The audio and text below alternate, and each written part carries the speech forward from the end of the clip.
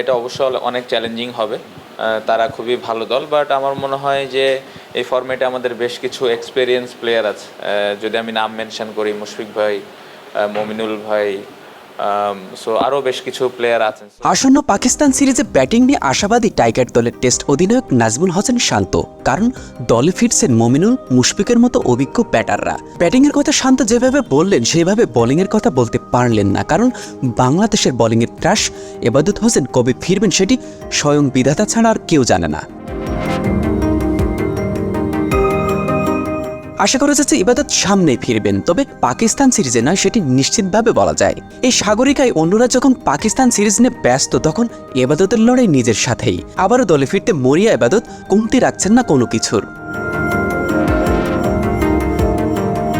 এদিকে বিসিবির অপারেশনস কমিটির চেয়ারম্যান জালাল ইউনুস এক পত্রিকায় দেওয়া সাক্ষাৎকারে জানিয়েছেন, মেডিকেল রিপোর্টের উপর নির্ভর করছে ইবাদতের ফেরা। দীর্ঘদিন ইনজুরিতে ভুগছেন ইবাদত, মুক্তি মিলছে না। দলে না ফেরারাই আক্ষেপ হয়তো তাকে কুড়ে কুড়ে খাচ্ছে।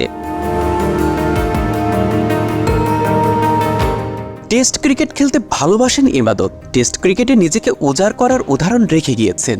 চলমান বছরে 8টি টেস্ট ম্যাচ খেলবে টাইগাররা। এখন সময়ের অপেক্ষা, ইনজুরি থেকে মুক্তি মিললেও জাতীয় দলে খেলার সুযোগ পাবেন কি?